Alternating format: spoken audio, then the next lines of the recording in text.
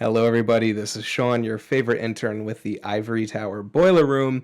And as of recording this message, Andrew is actually overseas in Madrid for a very special Edgar Allan Poe conference. So that is exactly why you guys are getting a super spooky, bloody, haunty, gothic episode today. Andrew and Dr. Amy Armiento get into all things Poe, Wednesday Addams, The Haunting of Hill House. This is all things for the goth geeks and the horror nerds. This is it. So you guys enjoy, strap in. You're gonna get some goosebumps. So be on the lookout. So enjoy this episode. You guys know the drill. We'll see you at the end. Thank you so much for listening. What is it for you about the Addams family? Like, I know you say you kind of have a kinship to Wednesday. So, like, if you want to unpack that here on the show. Right, right. So I'm not quite old enough to have grown up when the show first came out on television, Yeah. but it was in syndication when I was growing up. So, I remember that show. And then of course it's had its revisions, and now here we are with the series Wednesday. And I said to you that I have a lot, I feel like I identify with Wednesday in a lot of ways.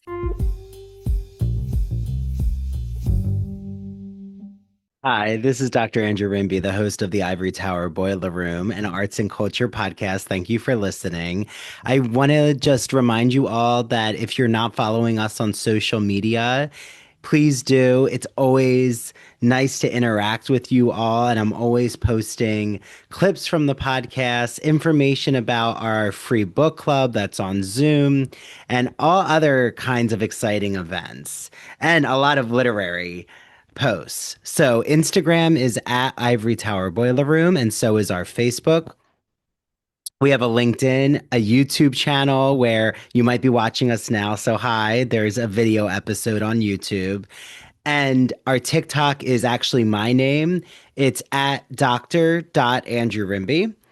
And Patreon is where you can find all the just uncensored, no ad episodes. It's patreon.com/Ivory Tower Boiler Room. There's usually some kind of deal going on, and you can try it out for a few days for free if you just want to see what gets posted there. And if you're listening on Apple, please leave us a review. It means a lot. If you're listening on Spotify, make sure you're following us. And I hope you all just enjoy this episode.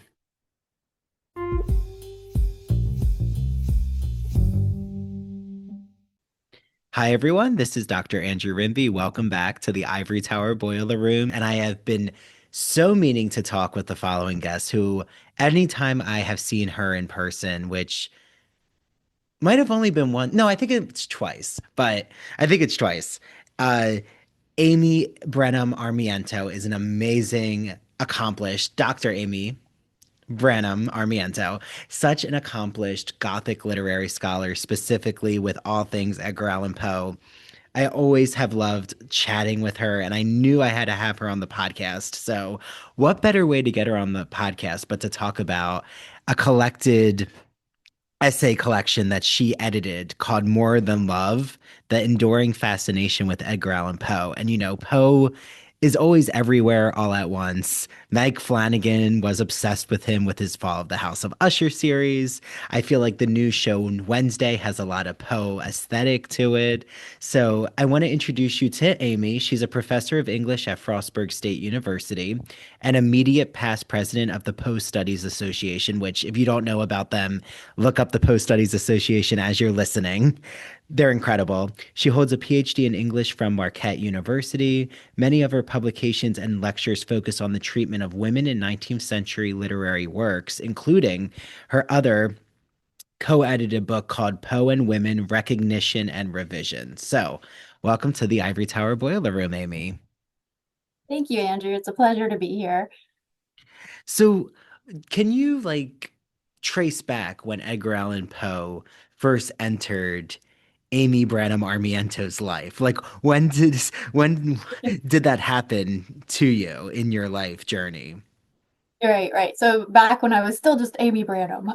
Um, yeah, so It's interesting because in the edited collection, and I will also shamelessly hold it up occasionally, Yeah. maybe parade it around. Yeah. But I was reading people's stories about how they first encountered Edgar Allan Poe, and for many people, it was in school or it was on the screen, whether television or film. And I was like, no, I don't. I'm sure I read him in school, but I don't have a memory of reading him in school. My memories are of reading him in my bedroom growing up. I came across a book of poetry, and nothing famous or that's probably still printed today, that my parents had on the shelf behind our piano, and it had the Raven in it. So I read that poem, and I still have that book. And I remember reading The Telltale Heart when I was pretty young, but again, I was reading it in a collection. So many of us have these purported and complete collections of Edgar Allan Poe. They aren't usually complete. And I had one of those, and I just read his stories on my own. And um and and just sort of didn't, I mean, I liked him, but I didn't necessarily love him or think I would dedicate my scholarship to him when I was younger. I was really interested in some other writers who were influenced by him, but I didn't know that yet.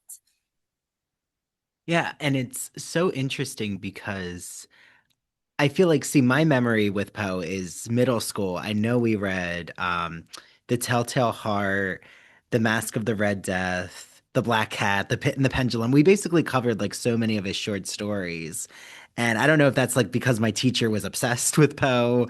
I think maybe recently got their master's in American literature, so wanted to just like give us everything on their syllabus, which I was happy about. Maybe the other students in the class, I'm not sure. But I think Poe, his stories though do speak to middle schoolers or even a younger audience. Like, what for you, Amy, is it about Poe's writing, specifically his short stories, that you can have both such a young audience and an adult audience? Right, right. I think it's interesting that we make those distinctions, right? Of course we do. We have YA readings and we have adult readings. And it's interesting though, because I feel like a lot of the concerns I would have around junior high school for me or were things about becoming an adult, right? So things Mm. you had to start worrying about, like the people in your life who you would like to think are protecting you and care about you, but that wasn't obviously true for everybody, that there could be people who were very unsafe in your household, right? And thinking about that. And I think as a young woman, a girl going into a young womanhood, reading some of his stories, like The Fall of the House of Usher, or Ligeia, or Morella eventually, or Berenice, we are reading these stories and you're like thinking, oh, this is not a safe world for women. um, how they could be so easily attacked by the person who purports to love them, or at least is going to, because we know in some of the stories the narrators say they do not love their spouses, but are supposed to be a companion at the very least, right? Shouldn't be a threat to them. And starting to have that awareness at the same time, you realize I'm growing up when Jenny Jones and Jerry Springer and all these talk shows are happening, right? And the X Files, trust no one, and you're reading all these stories where it's like, oh yeah, trust no one, and especially your romantic partner, maybe, right? So I think in that way, um, Poe has some quite mature themes, but it's almost tantalizing for those of us who are in those prepubescent into puberty years of like, oh, this is what adults know. This is adult information. I need to take it in. It's a little bit tantalizing, I think. But of course, it's still relevant as we get older because it has Mm. to do with what it means to be an adult in a relationship in many of his stories. And sadly, some of those stories just are not um, that imaginative for people's experiences. So if you Yeah. happen to relate to that, or you feel like in some way, if you find yourself in the kind of dangerous relationship, you can sort of prepare yourself maybe for some signs. I don't know. It sort of, I think, crosses into true crime, that fascination many people, especially women, have with, it's not that you're drawn to the sensationalist part so much. It's more like I need to be aware of signs that something could go awry in my life and be prepared for that. Yeah, well, and I feel like without Poe, we would not have so many interesting horror authors. Like I'm thinking of Stephen King specifically, but I mean, Yes. Poe created this really laying bare the sociopathic mind without like really the science around the sociopath in Mhm. psychology at the time. And I think that he just plays around with such an interesting blend of mythology meets the sociopath meets like he's always kind of intersecting different types of themes, and I think that's what keeps me coming back is I love what he's doing where he's always inverting something. He's always subverting some traditional idea. And like for you, Amy, who do you think his inheritors are? Like, are there authors or even, filmmakers that you think without Poe, we would not have really had their creative voice out there? Right. Well, many of them have said as much, right? It's of course it's great to mention Stephen King. I'm glad you brought him up. He was who I was reading more when I was younger, and then Mhm. he's pointing. If he doesn't outright allude to Poe, there are also hints to Poe and his works. And so I was reading a lot of Stephen King. I was reading a lot of Anne Rice as well Mm. when I was younger. And then I was reading some older works because I love the 19th century. So I was reading Thomas Hardy, late 19th century writer, and then I actually got to Poe, I think, most directly through Lord Byron. That Lord Byron to this Oh, day is wow. my first love. And we know, if you know anything about Poe's biography, we know that he modeled himself on Lord Byron, admired Lord Byron quite a bit. And so, I love Lord Byron. I love Anne Radcliffe. I love Monk Mhm. Lewis. Emily Bronte's Wuthering Heights. Horace Walpole. How fun! The Castle of Otranto. I'm reading Brockton Brown. I reread Brockton Brown. I just taught Brockton Brown's Wieland. Washington Irving, Hawthorne, all of them.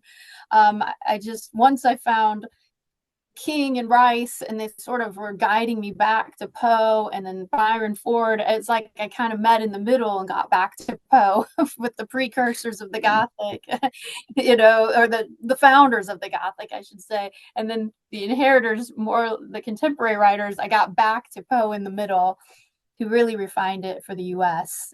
So yeah. For film, Hitchcock, of course. I love Hitchcock, and he's said that Poe's an influence on him. So great fun there. And then you mentioned Flanagan. It's been really fun to watch the different series Mike Flanagan has created. So Yeah, I am so anticipatory about his Carrie series. I want the Carrie series now. I like just want to see what it's gonna look like. yeah, what he's But gonna do it. Well, I think it's gonna be particularly graphic, even more than mhm. we saw in the earlier film, because he does like some graphic violence. Yeah, yeah. I literally just had a recording that now has just come out because you're right after her, but her name is Kirsten White, and she wrote a novel called Lucy Undying that just came out, and it's a retelling of Dracula. And we were talking about what Midnight Mass does with the vampire lore and the cult-like thinking. And I do think like we can't talk about Poe without talking about how Gothic literature taps into culture anxieties. And like, I'm curious, Amy, like, especially when you're teaching Poe or any of the authors you've mentioned, how do students, like, how do you get the 2025, the Gen Z mind invested? Because it's something I'm always curious about. Like, what do you bring in or what do you do to, like, make that 19th century literature come alive for your students? Right. Right. Always a challenge, right? We have a little bit of an advantage with Poe because thanks to the middle school and high school teachers, they've had some exposure to him usually, and they're excited about if oh, maybe that's me being a little delusional. They're excited. But I tell my students that feed the delusion. You want to be here. But if they're not excited, they're at least familiar with Poe. And so that's an advantage when I teach him. But during COVID, I went ahead and put the Masque of the Red Death on the syllabus because it was like, let's go ahead and talk about pandemic, shall we? And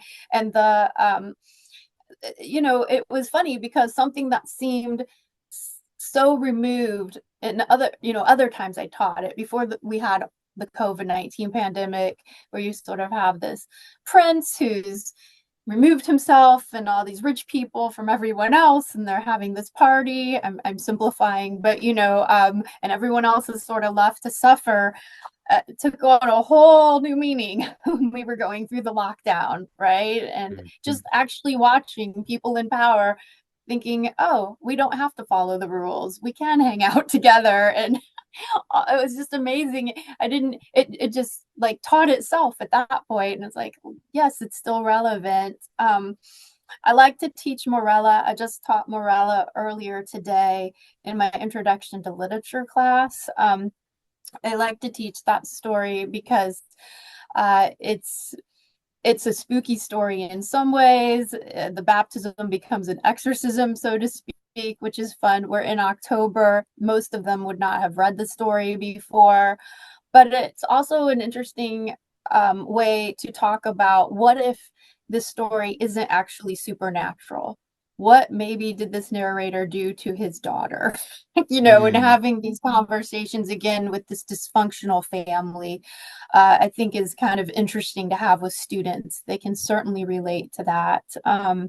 And so I think for me, a lot of it is the power dynamics that you see between men and women in the stories, how at times the women seem to have power and at times the men seem to have power. But then, like you mentioned earlier, there's often in the horror stories anyway, something else going on, whether that's a mental illness or that's coded as something supernatural, or if it's addiction, like the black cat, right? So, in those ways, the students find a lot that relate to their own lives. And, think about how can I tell a story about reality, but sort of divorce it from reality. So maybe it's not as scary.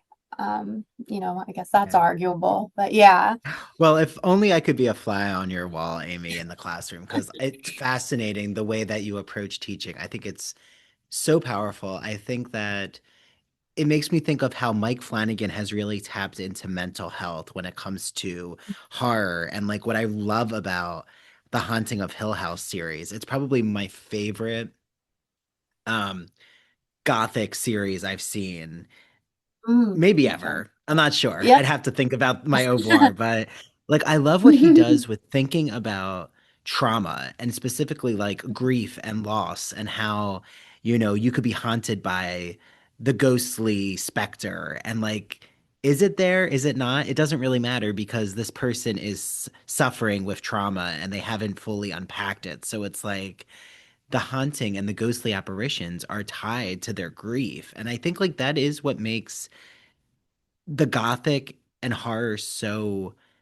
always timely is we all have psychological moments where we haven't fully resolved certain anxieties or you know concerns and I don't know if you feel the same way, but I do feel like there's such an always timely message in these texts that you know the modern day those inspired by Poe and others have turned like their tails on their head, like have made them more into these psychologically rich Mhm. texts, if that makes sense.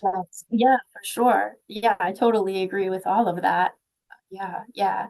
And also not only what this unprocessed trauma for the person, the individual, but then how by not having processed that trauma, they are now hurting those around them, Mm. right? So, Well, yeah, mm. you made me rethink about Carrie. It's like, is Carrie's telekinesis actually an imaginative trauma response to her religious zealot mother who is literally physically and verbally abusing her on a daily basis? And then she's getting abuse from her classmates. I mean, how horrible that she can't get away from this abuse. Like she's constantly being subjected. I don't know. Carrie to me is such a fascinating character study. Like I think Yeah, she's just it's a fascinating text. It's probably it was my like first Stephen King novel and it will always be my favorite Stephen King novel. same. It's same for me. Yeah, it's my favorite Stephen King novel by far. So, Yeah.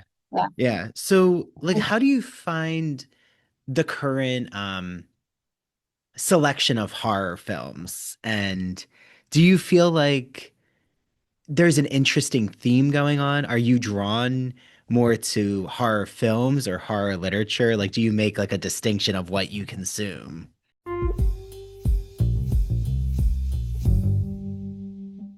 Now that the spring semester is here, I am so excited to let you all know about a publisher, an independent publisher that's celebrating 40 years of great books called Broadview Press. I love Broadview Press.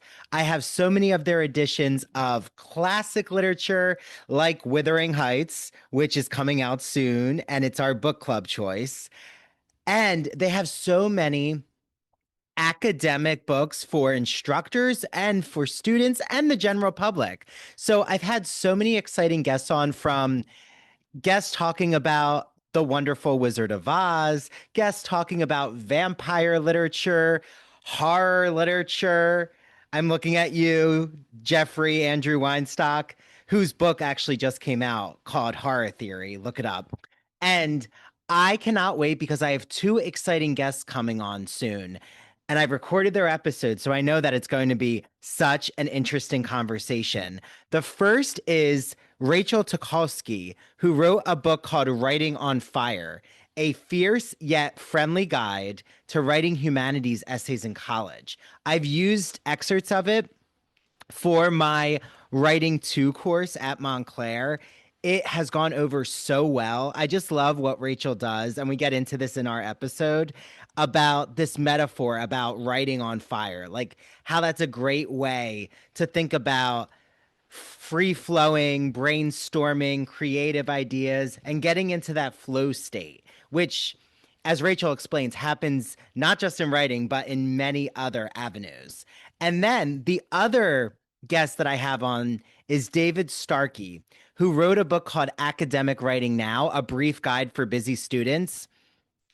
It is designed to cover the basics of a college writing course in a concise, student-friendly format.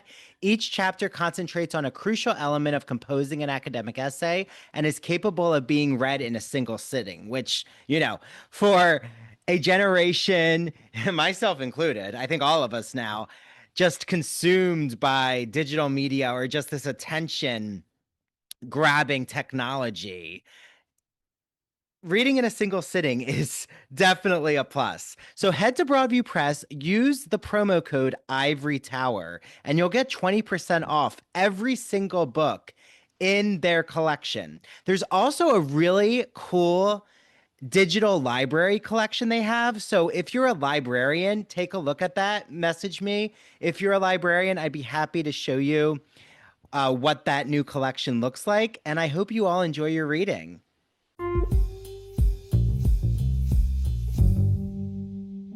It may be freezing here in the Northeast, but when I received my copy of the Gay and Lesbian Review, it warmed me up instantly. Their new issue is all about kink culture. Let me explain a little. I'm going to read what Jeremy C. Fox, the managing editor, has to say about this issue. He says this issue marks a bit of a departure for the Gay and Lesbian Review as we crack open the bedroom door to explore the practices and paraphilias that interest or obsess some LGBT people and the roots of their appeal.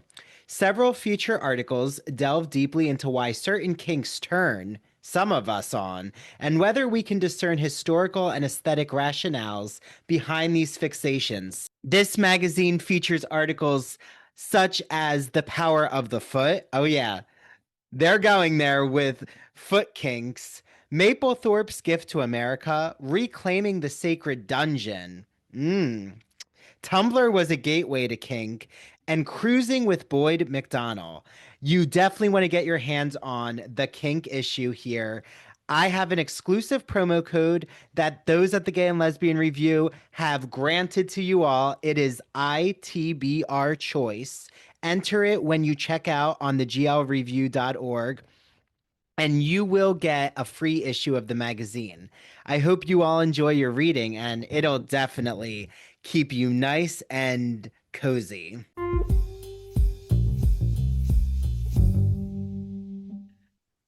I do. I'm definitely a reader first before I'm watching things on TV or on film.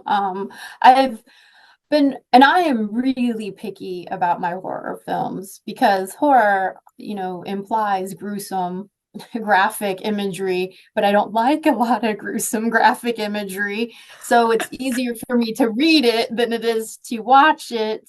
Although sometimes it's hard for me to read it too, because I have quite an imagination. But yeah, so I tend to turn to books more than film or series. But I love things that film can do, like that. I think when we read, especially as readers today, we read quickly through the mood setting parts of Gothic works or horror works. And I think film has a really great advantage in that it can take, obviously it has the visual advantage because we're looking at the screen, but the way it can deal with shadows and light, I think that's really great. Ambient effects, storms, right? Those kinds of things that are often important to the Gothic and horror films. Um, but also, I find myself really fascinated with how film uses sound. And I don't mean like soundtracks and Foley, kinds of things, but silences in particular, I think is really important. And how I like a slower paced film where, and it's kind of weird to say this, I think, but I'm going to bring up Corman's films that starred Vincent Price, those adaptations of Poe. But I think when you watch or rewatch some of those films, like I just rewatched The Raven, they did a screening of it at Poe Fest, and yes, it's very campy for sure. But you go back and you watch how Vincent Price acts, and he's very subtle at times, and it's in the gestures, it's in the facial expressions, it's in the slower paced delivery of lines versus sometimes when he speeds up, and he knows the humor, and I like my horror to have some dark humor in it. So and Poe has that. But I still think, for me, the most recent film that I think was done really well, had a coherent message, because I need a good tight narrative, and horror films are not always known for that. Get Out is still one of my favorites. Jordan Peele's Get Out. I just think that's a great film. And I'm sure that's, he doesn't need me to say that, but it's a great Oh, film. And I it's so know, incredible. Yeah. yeah, and really enjoyed the remake of Nosferatu. Hmm. But I'll still, no one can top Max Shrek, but yeah.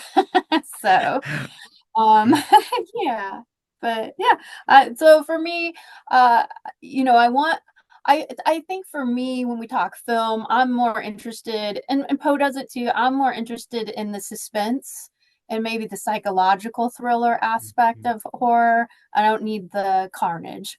So yeah. Yeah, you're not really a Terrifier fan. You're more Yes. like a Sixth Sense fan.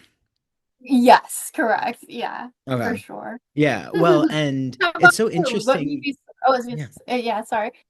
No, no, no. I was just gonna say it's so interesting you mentioned Vincent Price because my fiance actually had the House of Wax, and I've seen the remake multiple times, but I've never seen the original. And I like had fallen asleep, and I wake up to Vincent Price in the House of Wax, and I was like, wait, what's happened? But it was so interesting because he has such a presence, you're right. And like I even remember he plays the magic mirror in Fairy Tale Theater with Vanessa Redgrave, which you've seen that? Okay. Seen Fairy Tale Theater. Yeah. Oh, so good. And Vanessa Redgrave, I want to watch the film she was in, The Devils. Do you I know haven't about seen this film? Okay, I haven't seen it. she plays like a possessed nun in the medieval period. It is she's like trying to get with priests. It's wild. Like I need to try to find it, but if I feel like it was definitely heavily censored by the Oh, Catholic Church, probably. But wonder why. Yeah. I and guess. but I feel like with Vincent Price, he just has this like real presence of um tapping into storytelling. Like he really knows the art of gripping the audience. And Yeah. you're right, it can be very campy, the Poe Mhm. remakes, but it's also, you know, he is able to get to the psychological depth, which Yeah. can be tough. Like it can be tough to try to, I feel, adapt a Poe story without it just seeming um, over the top. Like to actually Right. try to make these characters human because they are archetypal characters in a way, like mythology. Mhm. For sure. Yeah. Yeah. And even when the text, like the Raven is not really about the Raven. It's not the greatest dramatization of that work in Yeah. terms of faithfulness. There's still, um, I feel when I watch it, Vincent Price understands where it's dovetailing with the actual work, where it's departing and how they're Mm. having fun with it. And like I don't get the sense that he doesn't understand the original works. So I appreciate that quite a bit. Well, so how did you like Crimson Peak? Because that was very like American Gothic in I its haven't seen setting. that. Yeah, I don't know it. Oh, Yeah. okay. No. So yeah, tell me about it. Crimson Well, Peak. it has Mhm. like a Fall of the House of Usher type narrative without it being a faithful adaptation. It's more like what I would say is Oh, like a Poe aesthetic where it takes place with Jessica Chastain and it's the I think it's in America, but it's like a haunted house, but the 19th century. So it does have this like, oh, it could be the fall of the House of Usher. But yeah, it's like a cursed family. It's interesting. I think it's well done. I think it's like the eccentricities of like the family. Um, so I recommend it, definitely. oh, definitely. Yeah, Yeah, I'm yeah, gonna yeah, watch that. yeah. Well, and then I know you're a huge, which you would have loved. I went to see Charles Adams' hometown, Westfield, near me in Jersey, and saw the house that inspired him to like write the Adams Family. And what is it for you about the Adams Family? Like, I know you say you kind of have a kinship to Wednesday, so like, if you want to unpack that here on the show. Right, right. So I'm not quite old enough to have grown up when the show first came out on television, Yeah. but it was in syndication when I was growing up. So, I remember that show. And then of course it's had its revisions, and now here we are with the series Wednesday. And I said to you, that I have a lot. I feel like I identify with Wednesday in a lot of ways. I mean, obviously I like to wear black. So you have the basic thing there. Um, but just as a she reminds me a lot of myself as a teenager. So antisocial in a lot of ways. Played music. I also played music. I didn't play the cello though. I did piano and flute. I also I really enjoyed the time I had to myself. So I like that about her. She's her aversion to devices that connect her to other people, that sort of Mhm. same thing. I like that. That I relate to even more now than I did when I was a teenager. Um, she's very much present in her moment. She's aware of what's going on around her. She's reading people. And I feel like maybe I don't do that very well, but I try to do that, know what's going on around me. Those who have watched the series, there's this recurring shtick where she has an editor, she's sending her novel and they keep wanting her to make edits. And she's like, I'm not doing that. That reluctance to edit. Definitely, I have that now in my later life, but all along, very stubborn. I said it the way I wanted to, the way it needed to be. That's very much part of my personality. But then I like Mhm. she has like some surprising whimsical sides. Like she has her dance that she does, and things like that. So, and she loves to quote other writers. Although I was upset because in the second season there's a misattribution to Mm. Poe. And I thought, oh no, don't do that. There's a quote, I don't believe in ghosts, but they have been chasing me my whole life. He did not say or write that anywhere. And she says, Poe did this. Like, no, no. So, but that's for those of us who really want to nitpick at the series. But yeah, I really like a lot of things about her and how she's navigating this world that wants to pull her out of herself, right? And I think that's important because many of us who maybe tend to gravitate toward the dark side of literature, dark side of film, the dark side of even human nature. And not that we ourselves are evil or dark, but we distrust other human beings. The one thing I like about that the series Wednesday is that you have a lot of people who are kind and who want to be her friend and want to draw her out and want her to trust. And and of course it's designed for, it feels anyway like it's designed for a younger audience, and it's trying to get some of those messages across, which I do appreciate because I didn't feel that way when I was around that age. Probably needed more of that messaging myself. So Well, yeah. and I think it's fascinating that Wednesday has drawn such a huge fan base response with the merch and the marketing, and it seems like it's no it's no longer as much of a stigma. Like I remember growing up that like Hot Topic was kind of like, oh, someone's going to Hot Topic, like, oh, they're not part of the preppy crowd. Where like now it kind of Right. just seems like, oh, goth fashion, that's like an aesthetic to take on. Like so Correct. it Mhm. seems like it's more in vogue now to be goth than it was like when in Yeah. previous generations. Yeah, it's it's funny to use their word. It's more like a normie thing to do, even Mhm. though they're outcasts, so to speak, right? It's funny to see that. Well, once it's commercialized into these chains, and then yeah, and then we're in their world, so of course it's normalized to be a goth, so to speak. Yeah, it is fascinating to see that evolution. We didn't really have. Oh, and to see. Right, it's so fun to see. It's a Tim Burton project. He's directing Mm, quite a few of the episodes, so that's going to be gold if he's touching it. And I feel, and then to have some of these really amazing actors involved. I love Luis Guzman as mm, Gomez Adams. I think he's great, and Catherine Zeta-Jones is wonderful as Morticia. And then we're getting these cameos. Steve Buscemi right now is Principal yeah. Dort, in the second season. But it is funny too because you see someone like Steve Buscemi, and I don't want to spoil the series, but I like the way he's portrayed at first. You're like, well, he's got to be a bad guy, right? It's but I won't say anything. But it's just kind of interesting who comes in, and we have these expectations for them. But yeah, it's a bittersweet thing. I think as someone who grew up more, you know, like and isolated more, whether by design, by choice, or not always did you want to be seen that way as weird or other, right? Mhm.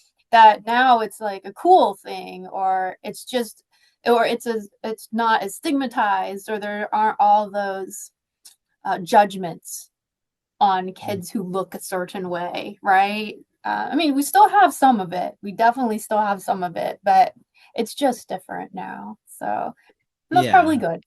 It's probably good. Yeah. Well, I'm about to see Beetlejuice on Broadway, so I'm so excited Oh, because I didn't see fun. it when it first came. And I love so many people. have put down Beetlejuice, but I actually really liked it. I don't know if it's because others. I thought it was actually a pretty good sequel. I'm not sure though. How do you weigh in on Beetlejuice, Yeah, Amy, this sequel? I'm in and out of that one because I will watch it and then the Danny DeVito character when he gets Oh, murdered, I have trouble getting past that part. We're back to the gruesome stuff and the imagination of mine that takes over. But I really like the idea of bringing back some of the original cast members. Of course, it is. I do feel old when I see Winona Ryder because she's aging, and so you have that. But yeah, I was very pleased with that sequel as well. So I don't know, it's just you can't please everyone, right? no, So no. but I But you're right. definitely enjoyed it. I feel Yeah. like, having Lydia, having um, you know, I can't remember. what's No, the Delia, the mom? Delia, Oh, sorry. Delia, thank you. Yes, yes, Yeah, Delia. okay. I Like can't believe I having pulled that one up. So yeah, yeah. but having Lydia, having Delia, like having like the next generation with Jenna Ortega, I think worked really well. And yeah, I mean, is the Monica Belushi character necessary? I don't know. But it was like very aesthetically interesting. I think it's like Tim Burton playing around with the musicality, the scenery. Like I find it more interesting in terms of the artwork, like the art quality of it. And like not necessarily the narrative as much. I think Tim Burton, though, he is more of an atmospheric director. It's about what he creates, right? Which kind of gets us into the Gothic. I mean, like in your opinion, Amy, what is the difference between, say, a Gothic atmosphere and a horror atmosphere? Yeah.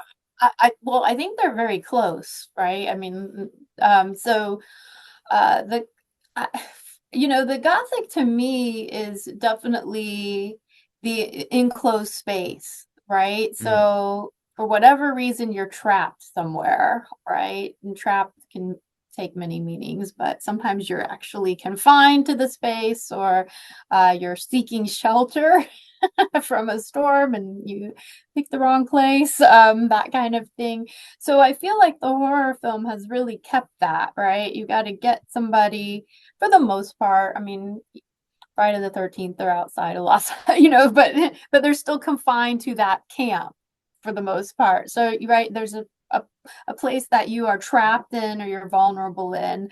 And so for me, the Gothic and the horror, um, I guess for me, the Gothic has more maybe a political message, something about power dynamics that mm, may or may not happen in horror or horror films in particular, although they are pretty good at that. I think when we look at horror films, generally speaking, about who's oppressed, who's the oppressor, who's the monster. I love the play that we see right now in film and novels about what we mean by monster.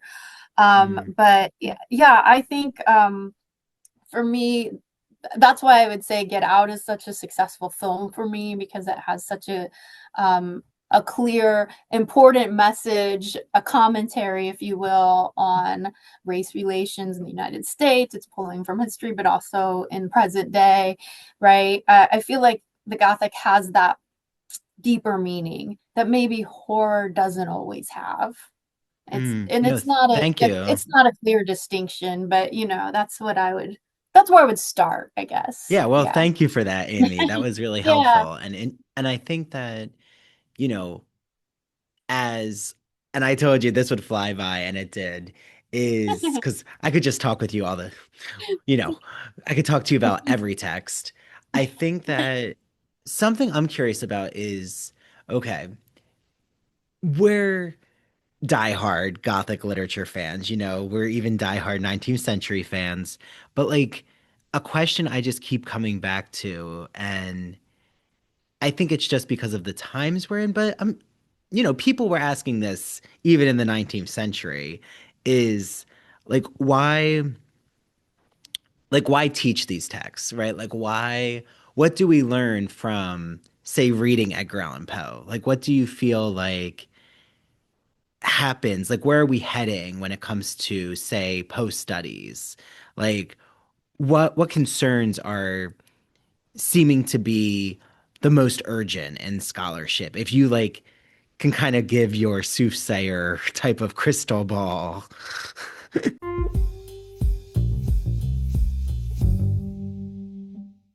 Are you a fan of classic Hollywood movies? Are you a fan of queer cinema? Then do we have the podcast for you. Hello, everyone. I'm Christian Garcia.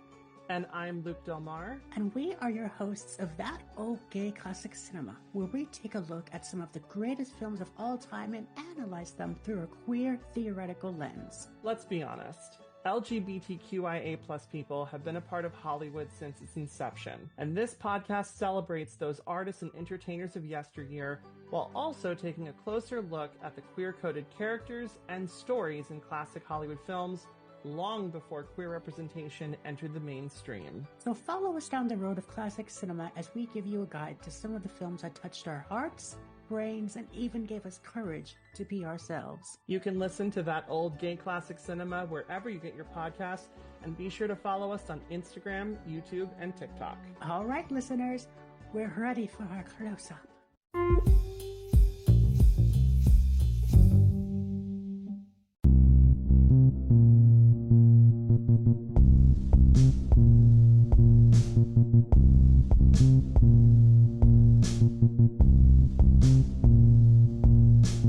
Welcome to Severed, a podcast week dropping new episodes every Monday. Severed true crime and severed paranormal episodes deep dive into murder, mysteries, and the otherworldly in a concise format. A 7-minute story to frame the case with thoughtful analysis and our usual banter. We sometimes find the lighter side of darker cases. We offer 3 spin-off shows, Severed Strange Stories, Severed Haunted You, and Severed Serial Killers that highlight the unusual to lighthearted topics from the digital dumpsters of true crime, haunted universities, and the minds of madness like Ted Bundy and Jeffrey Dahmer.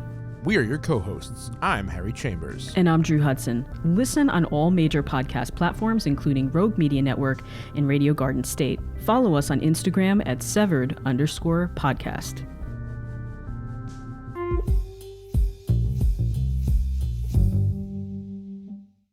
Atmospheric reading here.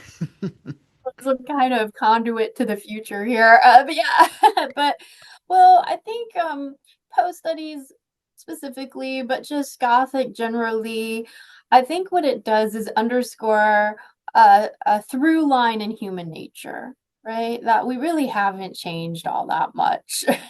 We like to think we've evolved quite a bit from century to century, but really human nature really it's kind of the same in a lot of ways. And what I really like is the shift in post studies and in horror, especially the books that I'm reading, these Gothic horror stories, that we're getting voices that are not voices that traditionally held political power, right? Had their voice heard in the past. So I'm thinking here of like a Silvia Moreno Garcia, Mexican Gothic, or I really love the novels of Isabel Cañas, really loving her work.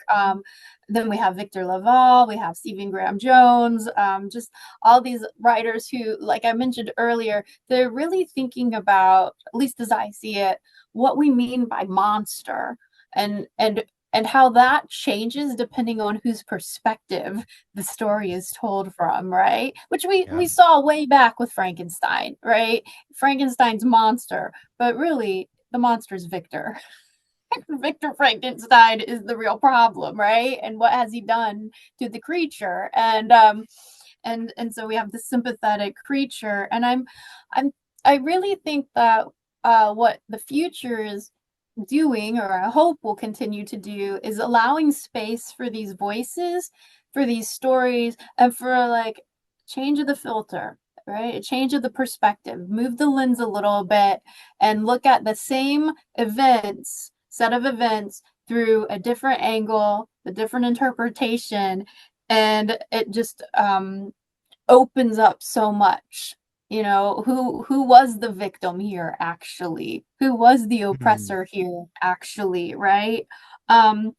And I hope that what we see is more of, and this might be too political, but in the sense of political parties, but I would like to see the Gothic do more of applying Gothic conventions to reading our current political moment in the US, Hmm. right? With confinement and being snatched from the street and then detained, right? Like a pit in the pendulum kind of situation. And you're monitored, you're surveyed, right? All this, or surveilled, excuse me.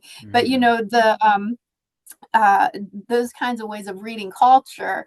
And the Gothic is, you know, so good at slightly or thinly allegorizing reality, right? And when we Yeah. feel like we can't say what we want to say, then the Gothic gives us a way to tell our story when it cannot be told so literally, so explicitly, right? But it then is recorded. Wow. I mean, bravo. Like, present that, Amy, write that. Well, it's not But me. I'm just, you know, that it's what it does, right? The Gothic is well, incredible in that way. and I Yeah. think that, like, as we're nearing part two of Wicked coming out, and I got to talk with Gregory Maguire on the podcast 2 times actually, and um, I always find the text so fascinating, and I think it speaks so much. Like, yes, The Wizard of Oz is such an origin American like fairy tale, but I also think that the political elements of like the person Alphaba being seen as the monster, as a witch, wicked, like the monstrosity of her speaking her truth, her authenticity, that she's going to out the wizard as, a man without any power, that he's trying to exert like authoritarian control. I mean, there's such a theme of like dictatorship happening in this text, in this musical. And it makes sense why it's speaking so much to our current moment is people feel like they don't have a voice to um, you know, have governmental representation. And like if anything, it feels like the government is actually trying to squash anyone who resists. And yeah, I agree with you. I think that like that's our current anxieties. And I think it's also, how do you break the spell? And I said this in another episode, but how do you break the spell of this like cult brainwash thinking where you can present all the facts you want, but people have convinced themselves that they are the only ones who are correct. And it doesn't matter what you present them with, because if you question them, you're questioning who they are, and that means that they then don't have any more power. Like it really feels like that's what's happening right now. I mean, I don't know if you feel or see that, and I just feel like it is so connected to Gothic literature. Yeah, yeah. Of course, yeah, I see that. I feel that. We're witnessing it, right? And because at least I would speak for myself, I'm in a fairly privileged position right now. Those encroachments haven't quite reached me, but the chilling effect is here. And so, you know, and the Gothic speaks to those things about who wants to have power, who wants to control others, who wants to hide others in their dungeons and confine them and get them out of the way and stop them Mhm. from being heard, stop them from speaking, right? Stop them from correcting the record to being that proof that repressed that comes back, right? The return of the repressed. So, as we keep trying to deny who we are and what we're doing, the Gothic is the perfect vehicle to say that there will be a price we pay for that, right? Yeah, no, absolutely. And I think that it'll be so interesting to see what is being created right now, what gets approved. I'm Right, just very right. curious to see, what Mm-hmm. Hollywood backs, like what is able to get Mm-hmm. funding in this current moment. Right, right. And like, are we going to like, rely on like literature even more because like there's more of a creative voice where authors do get published more so than say a big budget Hollywood film, or you're kind of seeking that underground network of like podcasts or of like those who are talking and conversing but maybe aren't on the public stage, if that makes sense. Right, or even just our independent presses, our independent Hmm. films, right, where they're able to get, they have always been doing important work, but particularly in moments like the one we're facing, I think, right? And this idea of, you're right, you can't just talk to people without them sometimes feeling like you're attacking them, but the power of story, that can be a way in, right? That's what is so important with what we see in film and TV series, in songs, and in, of Yeah, course, novels, short stories, poetry, plays. I mean, they can do absolutely. that. They can do that work little by little. They can shape how we view the world, for the better, hopefully, for the better. Absolutely. And to kind of tee up a future episode, I'm doing a Hocus Pocus episode with Oh, an author who just did an oral narrative history with like the cast, the crew, the creative team. And oh, you're making me cool. think of like there's a new book that I know it's for the Gothic book club that I hope to join called I Tituba, like the, Mhm. you know, woman of color in Salem Yeah, yeah. who, right, like Mhm. has been seen as like Stacy Schiff's The Witches kind of brought to bear, oh, maybe like, the history of Tituba that like was there a demonizing of her that like caused this whole mass hysteria? I mean, the Salem witch trials have a lot of different origin histories of what happened. Like some might think they were eating a bad crop and then they just like got Yes, hallucinations. yeah, the But hallucinogenic thing. the Yes. hallucinogenic theory. But I even think with Hocus Pocus, how about if Hocus Pocus actually, like the Sanderson sisters, one of them, like Tituba, was part of the group? Like that would be a Mhm. very different film. Yes, for And sure. it A is good one. That'd be interesting, fascinating. Yes, you need to pitch right? that. Yes, I think we need a Yeah. Tituba film. I think that Oh, would sure. be, yeah, important. But Amy, this has been wonderful. I love everything, you do. I'm so grateful to call you like a colleague in the Poe field in 19th century And a literature friend. And a and a friend, of course. friend and a friend. Yeah, it's And great to be I want friends. everyone to look up More Than Love and endure the enduring fascination with Edgar Allan Poe. So where, Amy, can everyone, find your work or get their Yeah. hands on your work? So for this book, it's published by Mercer University Press. Highly recommend that press. They were great to work with. But of course, you can find it on Amazon. So Mm. if you'd like to order it there, that's perfectly fine too. And yeah, it's a great book. It has 20 chapters. The conceit for the book was approaching people who have been directly influenced in their jobs by Poe, and so by Edgar Allan Poe. So it might be that they're holding a job he had, like a poet or a horror short story writer, or they're in a field that tends to adapt him, like film or music. Also, we have a curator from the Poe Museum. We have some historical interpreters, so people who go out as Poe. And the book opens with a chapter by a docent at Westminster. So it gives the Oh, tours wow. of the gravesite, and so it tells their stories about how they encountered Poe, and then just how he's become a big part of their lives. So yeah, it was really fun to put together.